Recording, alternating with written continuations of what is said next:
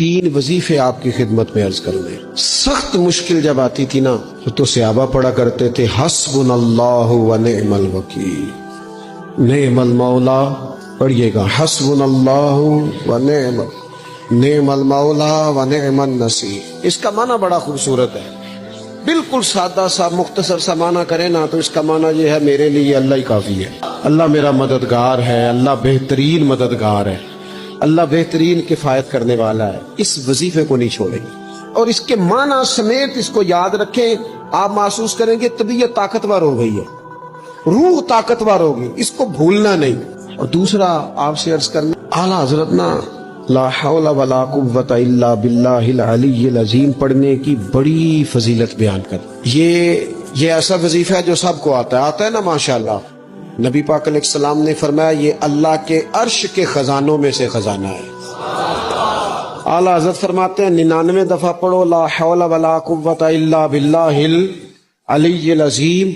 फरमाया अल्लाह ताला तुम्हें 99 बीमारियों से शिफा देगा और उसमें सबसे छोटी बीमारी टेंशन की बीमारी है, सबसे छोटी बीमारी गम की बीमारी है, छोटी, बाकी बड़ी बड़ी होंगी।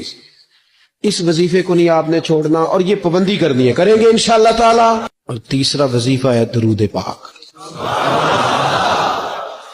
ये बंदा दरूद पाक पढ़ता है तो पता होता क्या है, एक बार पढ़ो तो 10 रहमतें, 2 बार पढ़ो तो, 3 बार पढ़ो तो, 4 दफा पढ़ो तो फिर तो चारों जानब रहमत ही रहमत हो जाती है। दुरूद पाक को कभी ना छोड़ो अपनी जिंदगी में। आज आप अपने आप से अहद करें, कोई रात ऐसी ना गुजरे कि दुरूद पाक पढ़े बगैर हमें नींद आ जाए।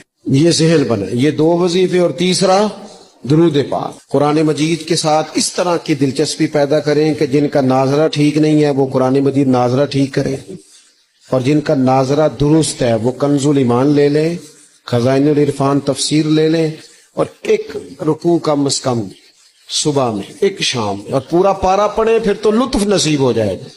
थोड़ा सा ना दिलचस्पी पैदा करें कुरानी उलूम के साथ।